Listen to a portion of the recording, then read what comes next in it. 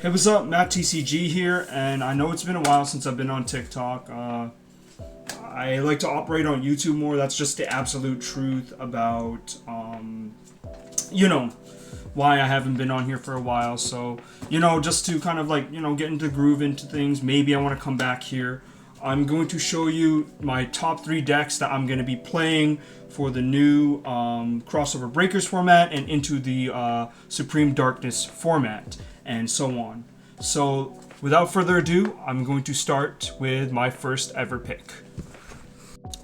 Okay, so first pick is obviously one of the best decks in the game, and it is Ryzeal. So pretty much this is a rank 4 toolbox based deck where you mainly summon the boss monster Ryzeal Detonator using cards like Ryzeal Ice, EXT Ryzeal, and Sword Ryzeal to get into powerful combos and to kind of control the field along with some non-engines like, Molcharmy, Ash Blossom, and other combos. So if you're like me, who I think at this point around 10 years ago played the Zodiac deck at its peak, this is kind of like that Ratatouille moment where you take a bite, like play Ryzeal. It's reminiscent of that with a lot of more kind of complexity and strength to the deck to kind of show that modern Yu-Gi-Oh feel back then when you were playing Zodiac.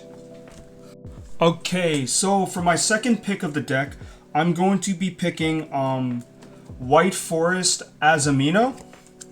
And the reason I play this is my second choice for what I'm playing this format is because back then, the last format before the new December ban list came around, I played Snake Eyes.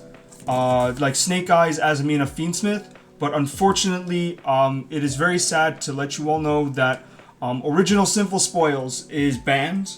That means cutting out the consistency for the Snake Eyes side. So to kind of fill that void in my heart, I decided to kind of pick up the White Forest deck. And although it is a bit of cult, I can understand. And to be honest, I really like the Diabell Star deck. It is one of my favorite decks. Oopsies, I dropped something. But it's still a very fun deck to play, and the variant I play with the White Forest deck is the board-breaking version where you use powerful spells and traps like Evenly Match, Lightning Storm, Dark Ruler No More, etc. And it is also an investment too, because with Supreme Darkness coming around, we are going to get a whole new plethora of Azamina and even Sinful Spoil cards to kind of power up this deck up to the next level, to even be meta contending against decks like even Ryzeal or Malice itself. Finally, for my last deck of my choice, I'm not sure if this is going to ruffle some feathers, but it's my pet deck of this format, and this pet deck is Voiceless Voice. Yes, it's a very good deck, and I think in the hands of someone who puts in the time and effort and the determination to play this deck, you can use this deck and top your locals, especially even against Ryzeal and Malice. And it is pretty budget too compared to some of these other decks in the format, where Fiendsmith, again, one shot up from Engraver being $30 to now being $90. You can pick up this deck too with a lot of customization, since there's a lot of flex spots in the extra deck. With this deck, I'm going to stick to kind of the fundamentals with a bit of goo in it. So, this is a hand trap variant of Voiceless Voice, and I'm going to be using my goo Winter Cherries. And what that does, especially with this deck, is that you get to hit cards that are very popular in the format, like Fiendsmith Sequence, that leads into their the gateway to the Dies Array. You can hit that and get rid of it. Disrupt a Fiendsmith combo. Malice Whitebinder, and even Ryzeal's best card itself, Ryzeal Detonator.